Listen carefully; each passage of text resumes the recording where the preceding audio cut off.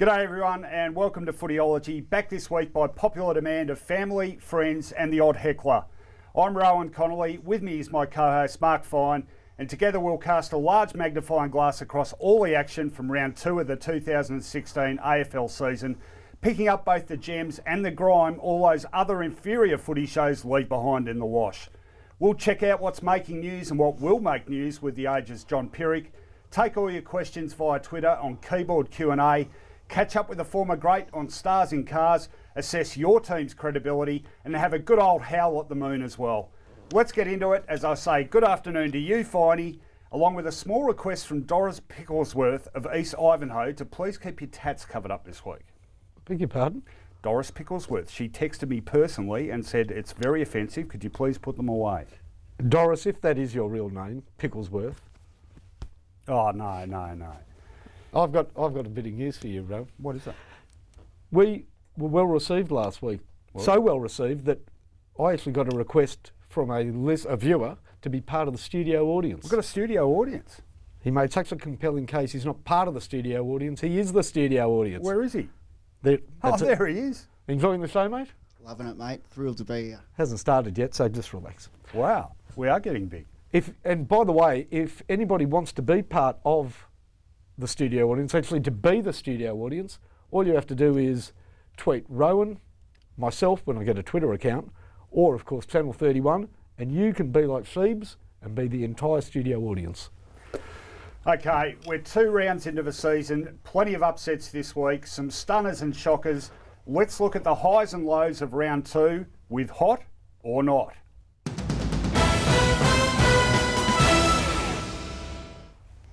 Okay, you're kicking us off this week, Finey.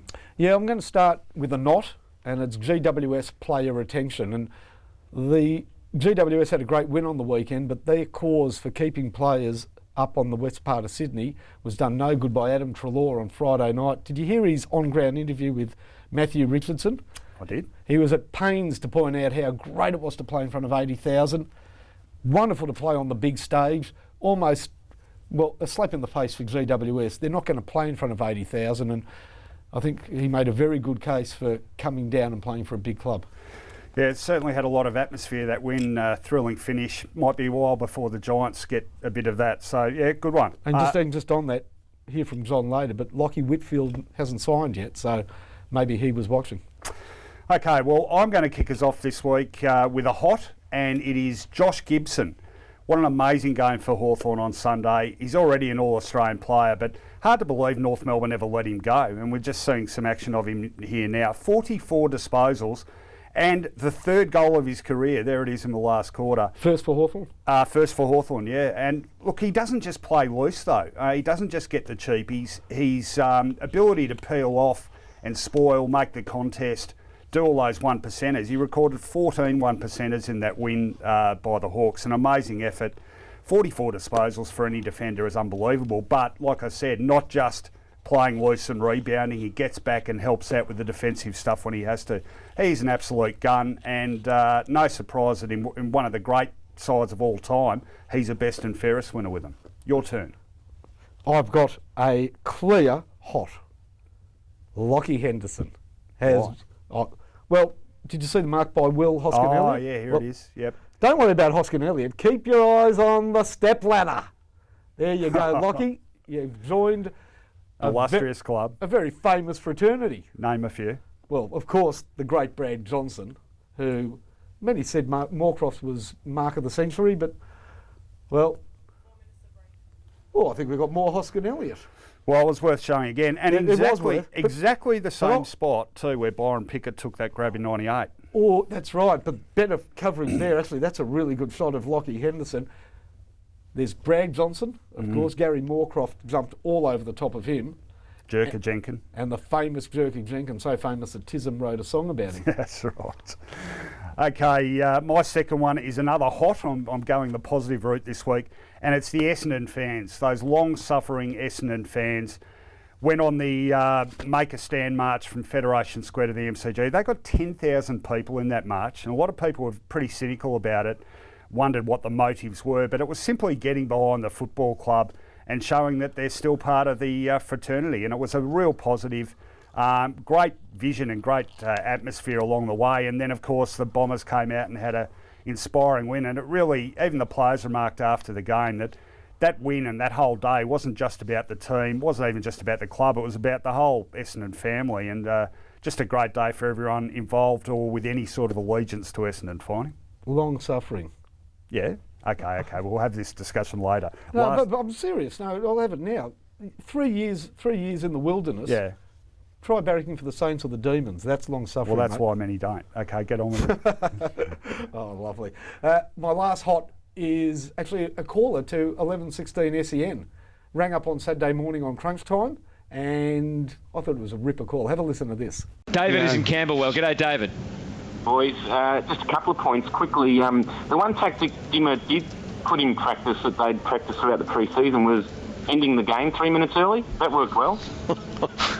If you recall, they tried to quit the game early, and maybe they thought the AFL gave them this time around. Thank you very much for your call. Very good. And my last one is definitely a not, and it's the Fremantle Football Club. Boys, it turned sour quickly for them. They've lost 6 of their last 8 games now, if you take in the end of last season. Prior to that, they've lost 6 of 34 games. So I don't know what's happened, but a side that came out and won, 8, 9 games at the start of last season, they're being busted apart defensively, conceded 100-plus points 2 weeks in a row. Just seeing some vision here now of even Nat Fyfe reduced to this. How did he miss that? Whoops. That's about the crowning not nail in the coffin, but it looked ordinary. Lyon, first time Ross Lyon has lost first 2 games of the season in 10 seasons of coaching. People starting to question how they play, whether they're too old, whether they're too slow. Yes, I know only 2 games in, but they're in a bit of a pickle. Yeah, look, there's alarm bells on a couple of players. I reckon 3 players. Matthew Pavlich, we know, played on for all the right reasons because they couldn't land McCarthy. But I've got real concerns for Mick Barlow. Great football story, but he's got no depth in his kicking, and maybe that broken leg's impacted on him. And Zach Dawson, there's no spot for Zach Dawson. Football no longer has a spot for a guy that gets 3 possessions a game, especially when he kept his opponent to a paltry 5 goals. I don't know whether there's room for Zach Dawson in a modern football team. Well, is there room, on a broader perspective, is there room for Ross Lyon's methodology in the modern game? And I think this is a really important question. It's going to be fascinating this week to see whether he throws everything they worked on out the window and starts again or keeps the faith. That's a great question. A really good question, Ro, because knowing Ross Lyon, he will revert back to strangle. And if that happens, he's going to lose the football purist out there, but he might get the 4 points. Yeah, well, that's Sophie's choice, I suppose. Time for in a football sense. Time for a short break. And when we return, we won't just be stopping the presses, but starting your engines with all the news that's fit to digest. Grant Dickinson from Footyology. You guys are famous for your off-season tap dancing classes. Is it true Patrick Dangerfield's shithouse at it and is trying to change it to robot dancing? Not to my eye. No, it actually looks like it's been pretty easy to me. But I shouldn't speak for him.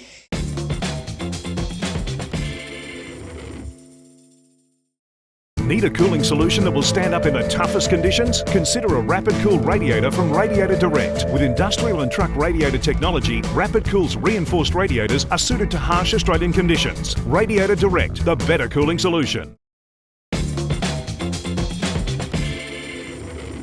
Welcome back to Footyology, and to a man who made such a stunning debut on this show last week that he's already been approached by a long list of parish newsletters and shopping catalogues. He's a man with his finger on the pulse of all the football news, a stethoscope on the heartbeat of the AFL, and a pair of rubber gloves to trawl through players' garbage bins if he has to. It's the Age's own John Perck with tomorrow's news today.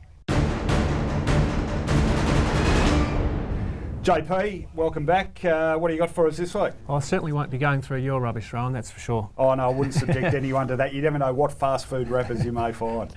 Let's start at Essendon. Obviously had a great win at the weekend. Brendan Goddard, their captain, is out of contract this year. I expect negotiations to ramp up in the next month or 2. He turns 31 next month, so I don't see any reason why he won't at least be given a 1-year deal, possibly 2 years, considering what he's been put through in the last few years. But the big question facing the Bombers in the next few months will be what to do about their captaincy for next year. If Brendan performs well, does he keep it? Do they go back to Jobe Watson if he stays? Or is it time to go to the next generation in Dyson Heppell? It's a great question, Finey. It's a question they'll be pleased to answer because all of a sudden they'll have 3 options instead of only one. But there's arguments for all 3. Personally, I'd be sticking with Jobe. I think they owe him that vote of faith after he had been the public face of the whole saga and it had clearly had such an impact on him. But Goddard has stepped up to the captaincy plate. His last quarter against Melbourne really helped get them over the line. I thought he was terrific. Dyson Heppell, of course, is a vote for the future, but I think there's plenty of time for him. Personally, Finey, I'd be going for Jobe. What do you reckon? I'd actually go for probably Heppell.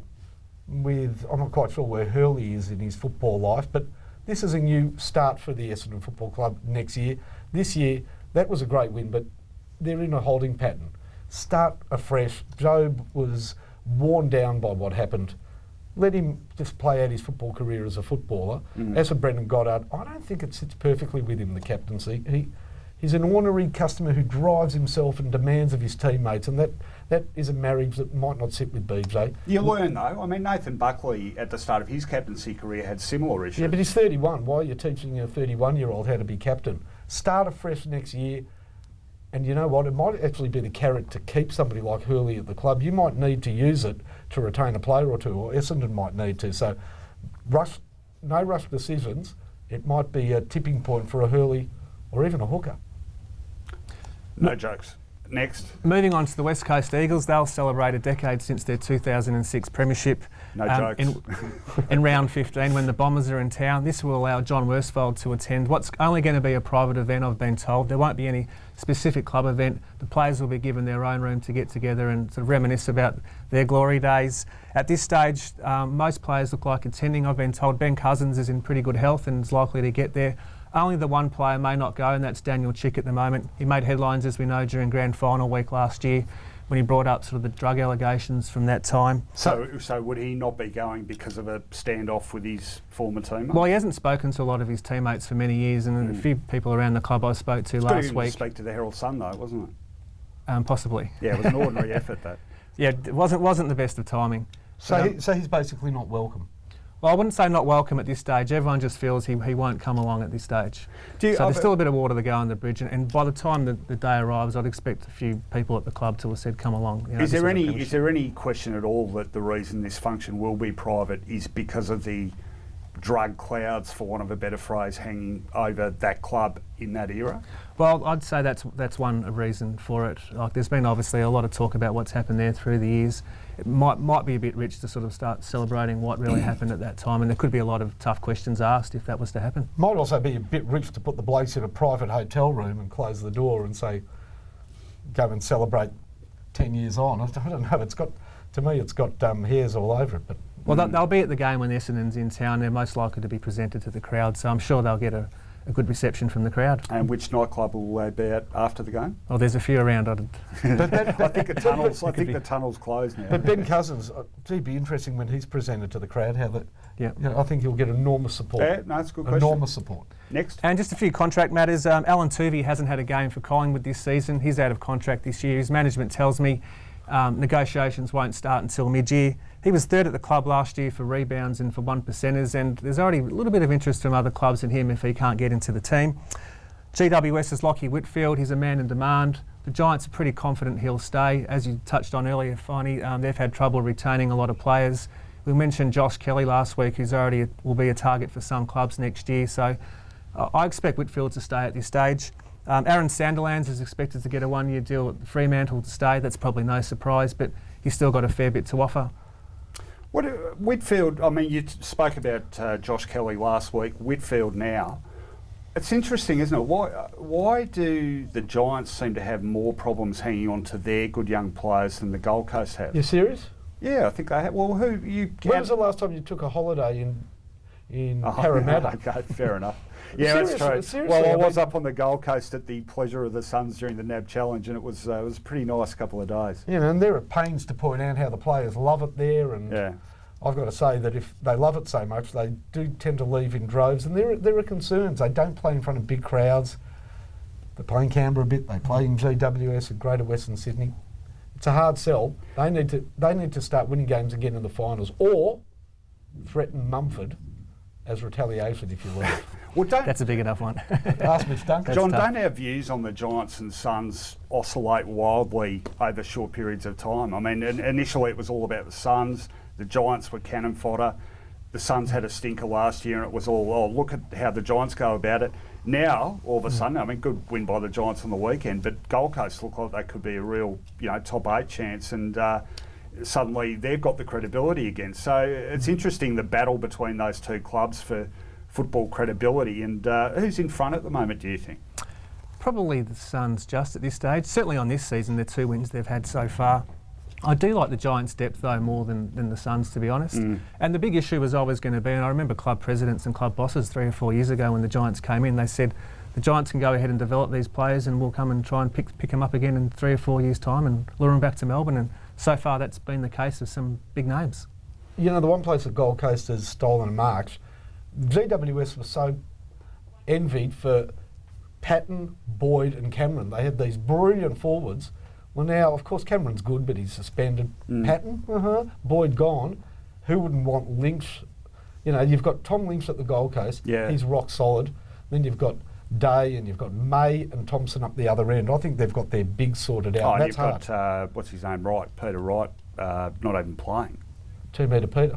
2 metre Peter, yeah. That'll be the last time I ever say that, by the way. Oh, I don't mind it. I don't like it. You could be the new Lou Richards of the football scene. What's ever happened to good nicknames like that? The Flying Doormat. We need another one. You're the man for the job. Give me the player, I'll give you the nickname. Yeah. And just a quick one to finish, Dane Swan will have surgery tomorrow on his shattered foot and we'll know more in the next few days whether he plays on next year. Well done, JP. Another best on ground performance. I can hear those suburban newspapers beating a door to your house with stunning contract offers. Let's get to another break. You'll be back with us for the credibility later, of course. When we come back, no, Finey, leave it. A segment that's already got the punters talking, not to mention old ladies crossing the road, running for their lives.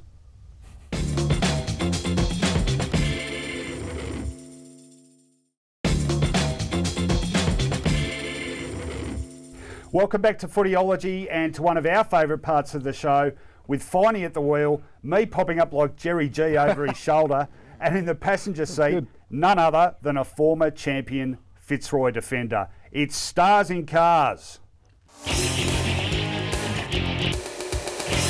here we are with Stars in Cars, and we're going to take off where our star today's career took off, at Zwar Park in Preston.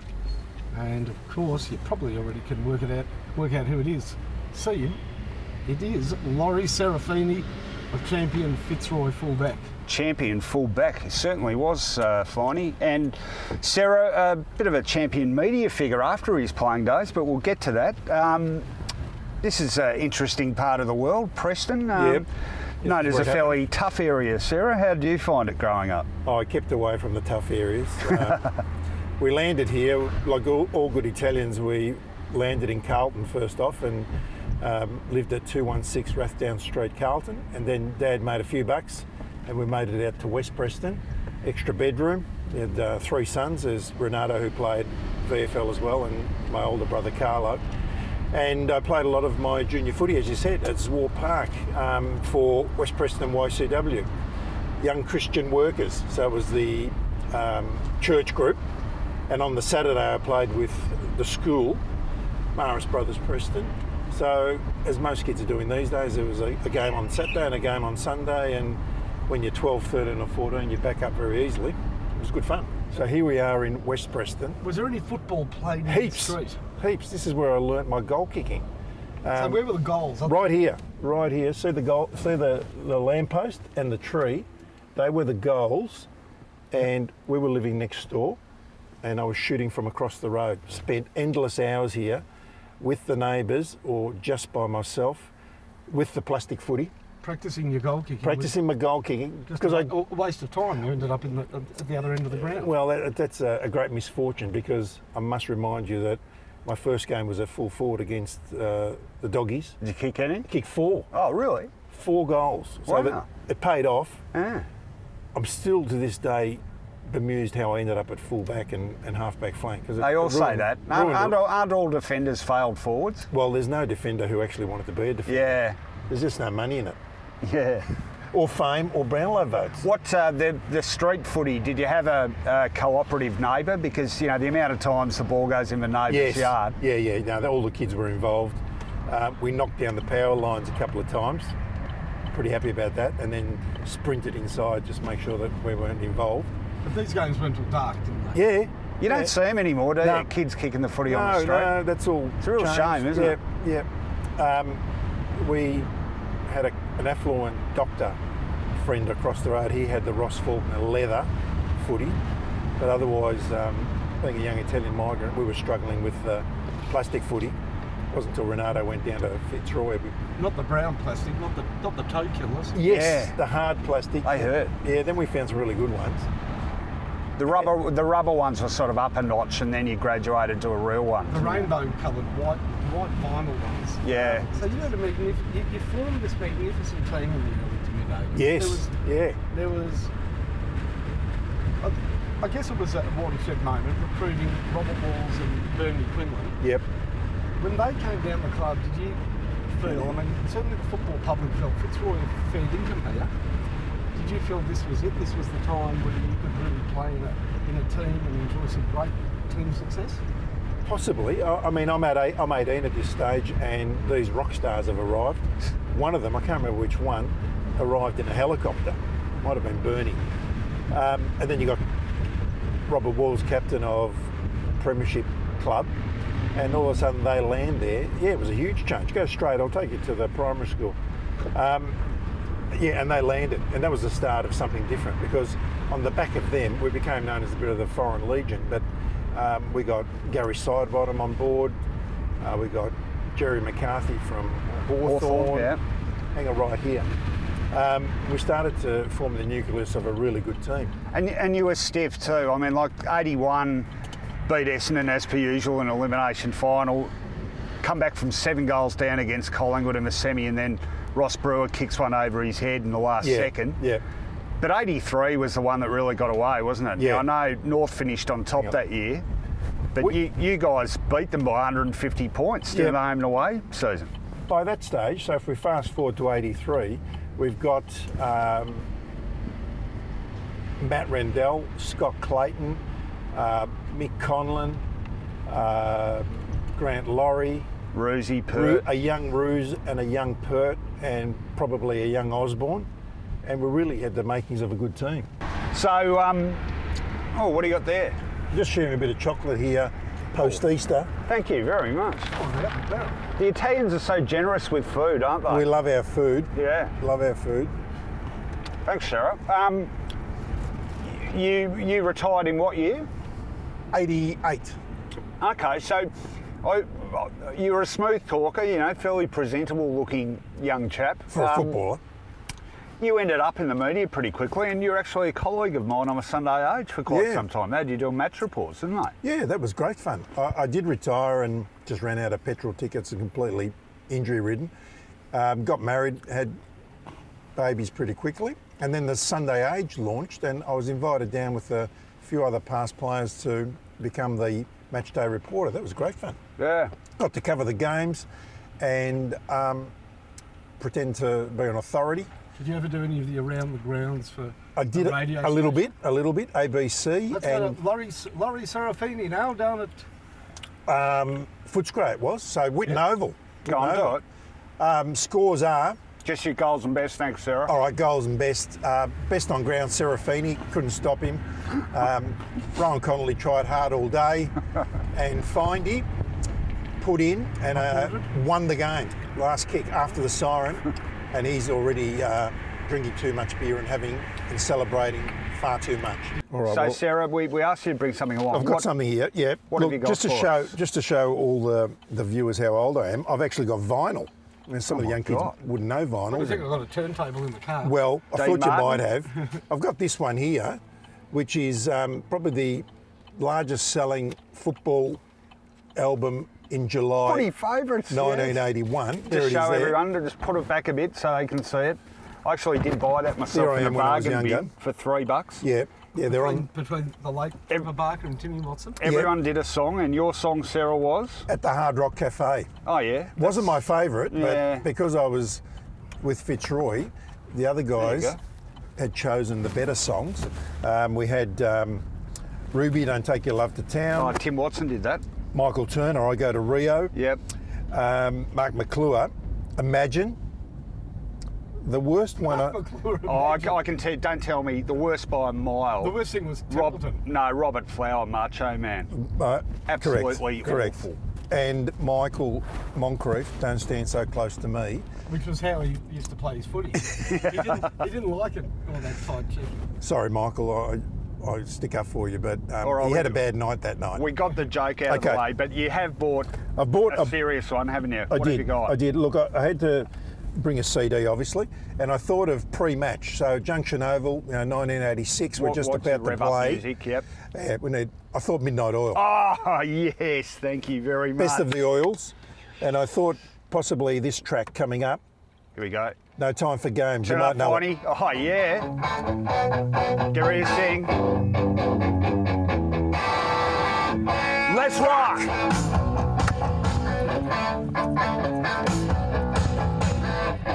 How good's this?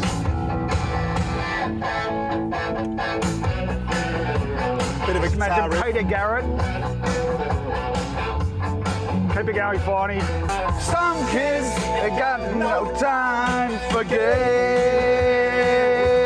Peter Garrett goes crazy.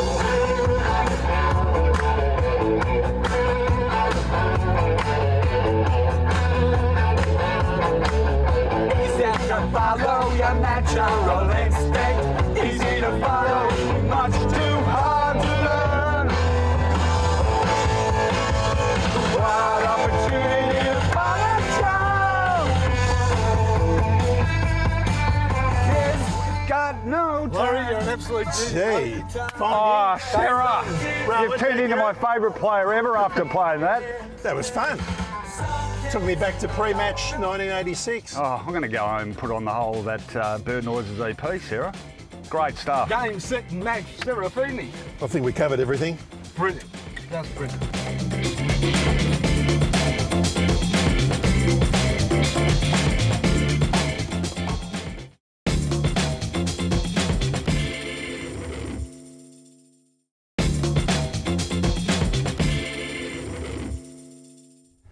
Welcome back to Footyology, and like we told you last week, this show isn't about us, it's about the game we all love and about your input. We want your questions via Twitter on all the football action. Use the Footyology hashtag, ask a question, and ye shall receive an answer. It's time now for Keyboard Q&A.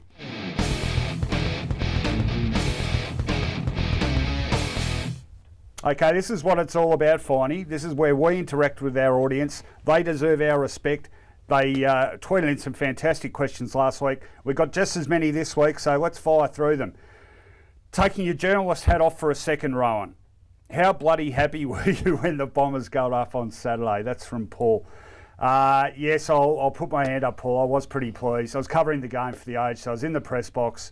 I have toned it down a bit, Finey, over the last few years, but it's fair to say when Darcy Parish kicked that goal to seal the deal, I did a little bit of a fist pump. But I think you can forgive me that after the last few years, can't you?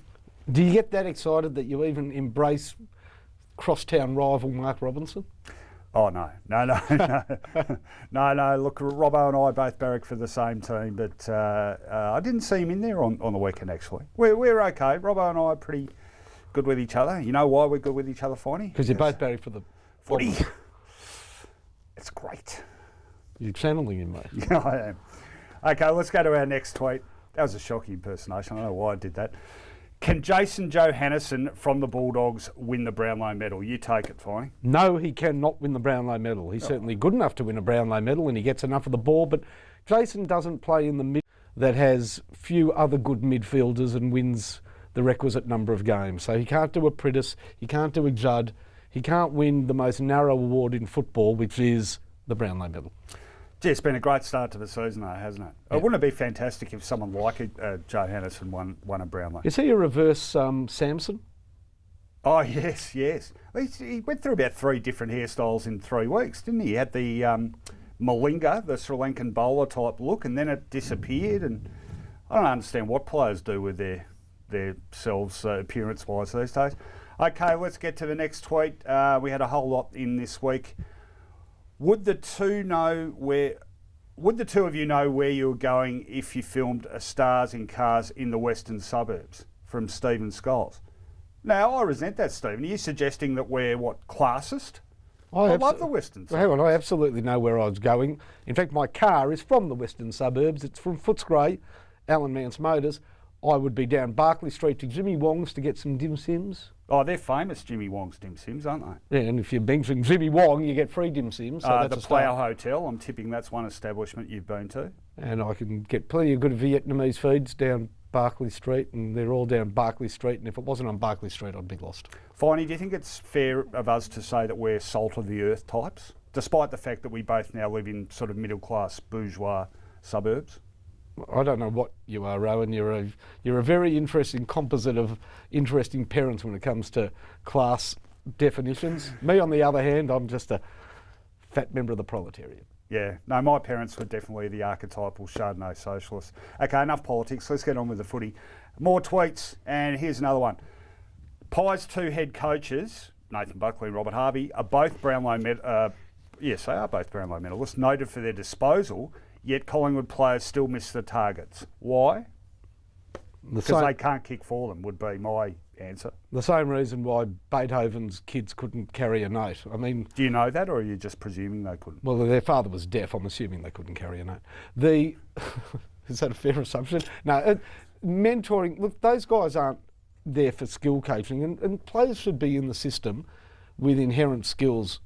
You've got to give credit to opposition applying pressure, and also the fact that Collingwood has not picked a team based on foot skills like Hawthorn, for example. A lot of their recruiting is based around see ball, get ball, Treloar, Adams. So you can't have everything. You've got a lot of tenacious footballers at Collingwood. You don't have a lot of silky users. It's sort of become the flavour of the month, hasn't it? Foot skills. Hawthorn obviously setting the tone. But, I mean, you're pretty lucky if you can pick up a guy who can be a ball magnet and use it supremely. Now, look, Treloar, which is where development comes into it. Treloar's pretty good. Yeah. I mean, he is good. He's inside and he can run hard. His ball usage is fine. But we're picky about those things, aren't we? I mean, Dane Swan, I saw some figures for Dane Swan yesterday, actually, and his disposal efficiency has never been great. But, you know, if you get it 38 times a week and butcher 15 of them, you're still going all right, aren't you? Mate, disposal efficiency is a highly dubious statistic. You've got guys at handball that always hit the target, so total efficiency can be strong. Efficiency by foot, well, how are you taking on the game? Are you in clear space? A guy like Dane Swan is a line breaker. All the effort that it takes to break clear of a pack, so you don't hit a target every time. I don't think it's a tragedy. Far from it. You can read too much into statistics. You can. Let's go to another tweet. And we have Fitzroy Gorilla asks, who would you least like to be tackled by? Ironmonger, as in John Ironmonger, or Shane Mumford? And that's an Ironmonger flashback. And I think we remember the one we're talking about. It was the original spear tackle, wasn't it? On a Sydney player, John Ironmonger, when he was playing for Fitzroy. I'm trying to remember. Who did he impale? Or someone who... it was a body slam. It was WWF. Yeah, and he actually might have got suspended for it at the time too, I think. We're probably talking about 1987 or 8. Do you remember that on the back of it, they decided the Herald Sun or your newspaper, The Age, would be very witty to get him with a piece of raw meat? No, that was when they. I remember that well. That was when they had the exhibition game in the US at the end of a season. They were playing in Portland or somewhere.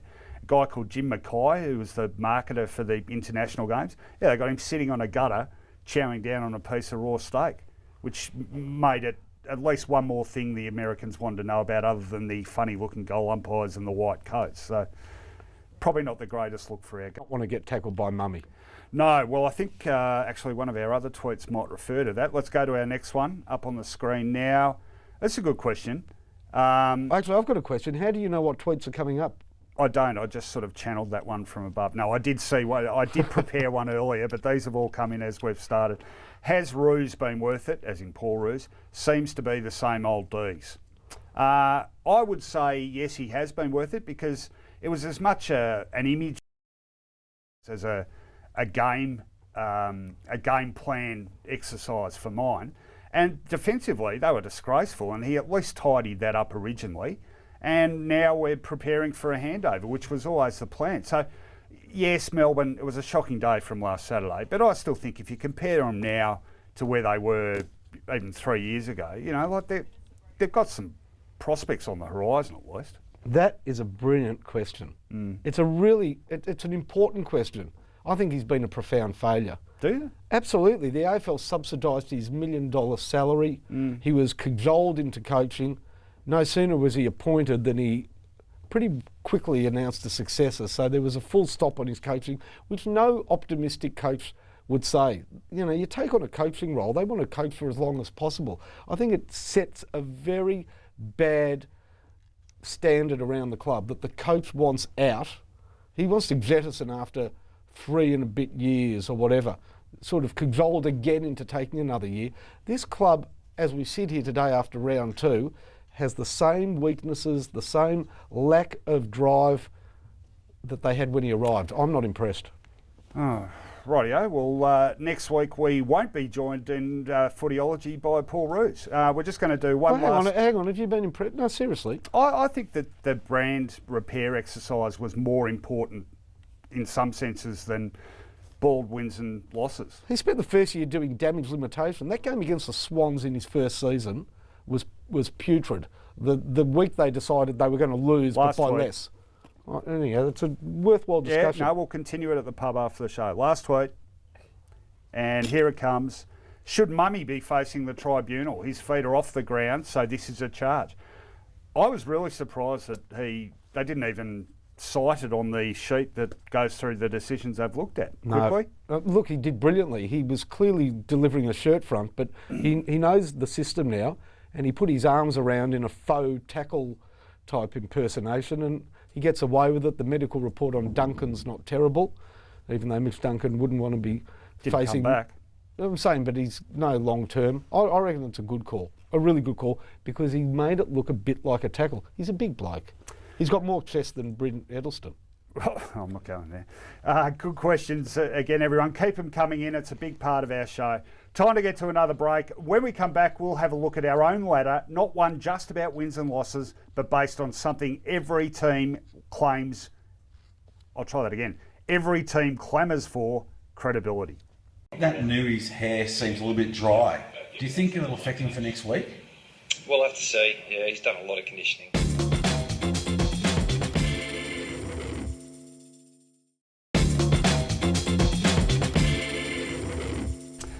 Welcome back to the show. I think it's time we checked in with our studio audience. How are you going over there?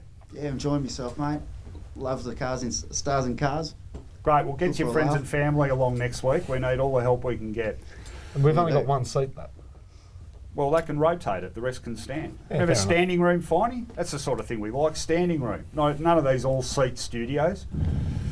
Welcome back. There's an AFL ladder, but already in football, the table creating all the buzz around town is our very own credibility ladder, the best indicator of whether a team is on the rise or on the nose, using those time-honoured indicators, our heads and our hearts. Let's do it. Well, John Perck rejoins us, of course, to the credibility ladder, because he reeks of credibility after that fantastic news segment. But welcome back, JP. Hang on, have we got a ladder that's already got Essendon on top? Well, I did a bit of pre-show preparation, Finey. Okay, all allegiances aside, I don't think we're in dispute about Essendon being on top of it. A team that no one expected to win a game. No, I mean, that's 2 games into the season, their percentage out of the 8. This is paining you to say this, isn't it? Well, I'd pen this year to be the first in 83 that they win a spoon, but I don't think it's going to happen. All right, well, our first point of debate, I guess, becomes who fills second spot this week. There's some good contenders. Gold Coast, fantastic win in Perth over Fremantle. GWS, good win at home. Hawthorn bounced back from first round defeat, and Adelaide pulverised the power. I'll throw this one to you, JP. Who do you reckon should be second? I would have thought the Gold Coast Suns, their first win over in Perth. Many expected Freo to really bounce back hard from their loss to the West Coast Eagles, but to do it in such style as they did, certainly I'd put the Suns at number 2. Finey? You know, I thought Hawthorn, they were under siege. They're playing last year's runners-up, and they've come out and beaten them by the same amount without Hodge, without Shields, without Roughhead, as well as guys that have retired. almost go for the Hawks. Tough call. Well, obviously I've got to split the tie here. I'm with JP on this one. I'm going Gold Coast. Thought it was a terrific win by them. First win over Freo. 5-hour road trip. It's the longest road trip in footy for them. And Ablett, not a superstar. It's certainly serviceable, but great win by the Suns. They take number 2 on our ladder. Okay, so GWS, Hawthorn, Adelaide, 3, 4, 5. What do we reckon? Which order? I like Hawthorn. I like the Giants. I like Adelaide. I just thought I'd throw that in there. Look, GWS, really disappointing week one. They've beaten Geelong, who everyone was throwing up as a flag possibility, and they're really strong at it too. They really left a, ask Mitch Duncan, they left a very tangible impression on their opponent. So, Giants for me. Yeah, Giants for me too. Voted down again. Okay. We'll go with the Hawks at 4th. Great statement game, wasn't it? Just did the job on West Coast again, a la last year's grand final. Very similar game, actually. They just controlled it from the outset, and by the time West Coast sort of got their game going, it was almost too late. So fantastic by them. Does Adam Simpson get sacked? Does that what? Adam Simpson gets sacked. What? Why? Wasn't he an assistant coach at Hawthorn? How does he really believe leaving Gibson and Mitchell unattended for the afternoon was something that he learnt whilst he was at Hawthorn? Oh, he's not the only one who does it, does he? Well, maybe he should know better. Well, do they figure? Maybe they figure he's untaggable. Let's go to the middle of the ladder now. So Adelaide coming in behind Hawthorn in 5th place. Now, this middle section is a question of how good a win, how bad a loss. Now, in this group, I think the best sort of example of this debate is the Collingwood-Richmond game. Now, one of the most awful games in all time. No. What? Awful first half. That was a good last quarter. No, I was about to say in the first half. You didn't let me finish. I butted in. But is it more I've never known you to do that before. Is it more a good win by Collingwood or a bad loss by Richmond?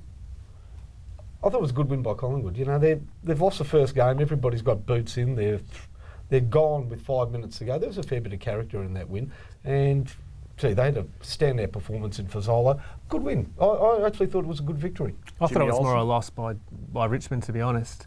The way they coughed up the ball in the final 10 minutes, they're up by about 3 goals, and it was just a major choke, so that was definitely a loss. Well, I'm going the positive road again. Unusual for me, I know, but Collingwood win bigger than Richmond loss for me. So Collingwood next. We'll race through the rest of this middle section. Western Bulldogs next. Just continue with that outstanding early season form. Ditto for Sydney. Got the job done over Carlton. North Melbourne next. Had to win at the Gabba, but got there. Brisbane, Carlton, Richmond, St Kilda, and next we've got West Coast. Poor effort. Port Adelaide. Don't know what happened there. Don't you? Well, they got blown away. They're cheats. They play this high line. They don't work back. I thought you were saying literally for a moment. That's a bit of a sensitive area with an Essendon supporter. And they've got a ruck problem in the ruck. Okay, one last debate to finish off. Who takes the round 2 credibility ladder wooden spoon, Freo or Melbourne? I think Melbourne were atrocious. Bad habits. Supporters despised their performance. As far as expectations met, and the case that they had big heads and were fried. You got a skiing joke for us? No, I've got a Paul Roos. Their big heads and them being fried is your responsibility, mate. They let their supporters down. They go to the bottom for mine. Well, I thought Fremantle pretty poor at home, needing to make a statement after a poor opening game. I know it doesn't look good for Melbourne, but perhaps Essendon are better than some people thought. What do you reckon? Yeah, well, speaking of expectations, who would have thought Freo would have lost to the Gold Coast Suns? So I've definitely got the Dockers as the worst of those teams.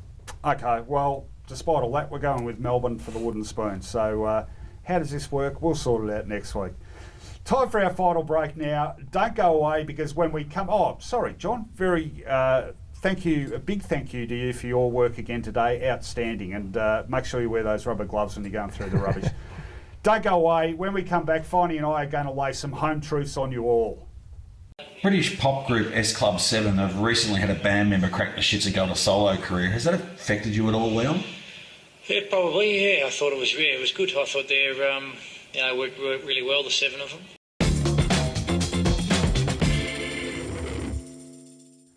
Welcome back. It's that time again. Take your pills, fasten your seatbelts, kick the cat, because it's time to get angry. Our angst against the clock 1 minute each to blow a gasket. Get ready for the Footyology rant off.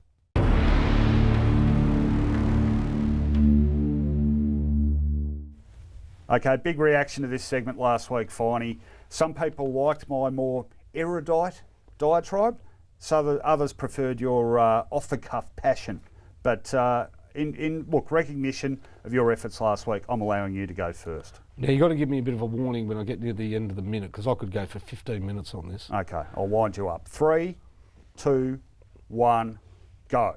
We have got a pissing contest in the AFL. It seems as though after winning the premiership, the next most important title in the AFL is who's got the most members. 70,000 for Richmond, 70,000, maybe 100,000 for Collingwood one day, 50,000 for North Melbourne. Help get various different clubs up to record numbers, 40,000, 50,000. But they're not really membership numbers. I mean, let's be honest. 3-game memberships now count to full membership numbers. In fact, I reckon that if you're a 3-game member, that should be subtracted from your total number. You're not a member. You know what you are? You're a fair weather supporter. These membership numbers are got up. Later in the year, there's going to be 2-game memberships. How can that be counted towards a total number? And explain this to me when Hawthorn, with 70,000 members, meet Richmond with 80,000 members. How comes there's only 45,000 people at the MCG? We've got a contest that is now out of control. In fact, I've got rumours circulating that there are new memberships afoot. Collingwood's got memberships planned for the deceased. You can be an eternal Collingwood member if you want. Just get somebody to bring your ashes to the game, and there's another one onto the list. Richmond, with their particular fan base, have got memberships for the held at Her Majesty's pleasure. You know what I'm talking about.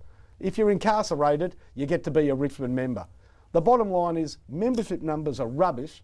If you're not going to 11 home games and you're an adult, 22 as a kid, then don't count towards membership. It's a pissing contest that's got to end. Very good. And I'm glad it took you that long, because guess what, Finey? You're going to love this. Yep. My rant has actually disappeared. Oh, magnificent. This is what I've been waiting for. Off the cuff, rant away, Rohan. But hang on, I found it again. So apologies if I refer to my phone. So that panic that you were feigning during my rant to try and put me off like some pyramid on the mark down at Carrara was unnecessary. All right, count me in quick. 3, 2, read.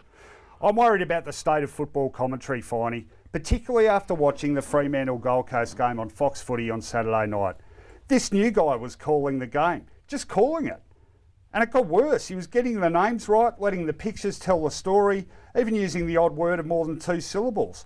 Who does this bloody Adam Papalia think he is?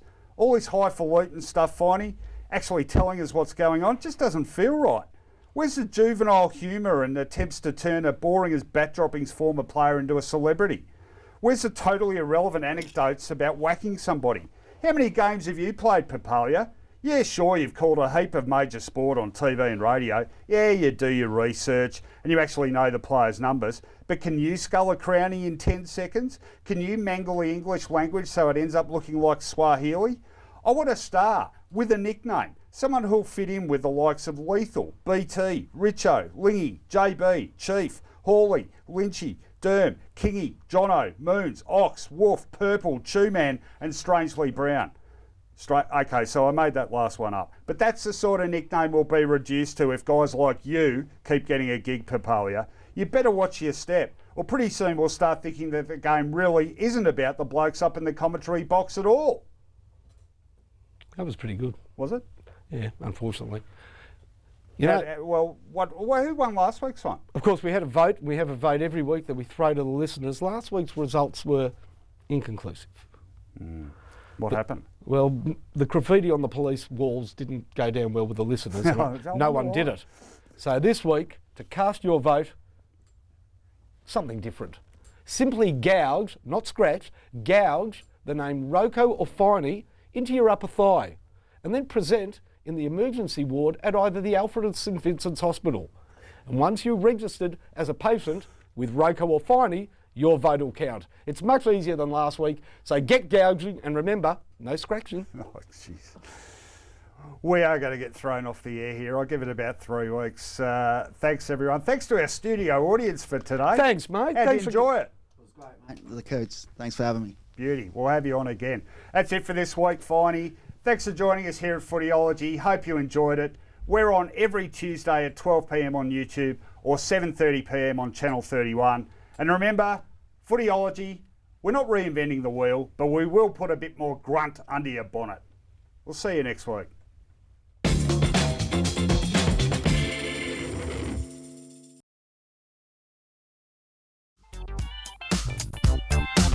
Thank you.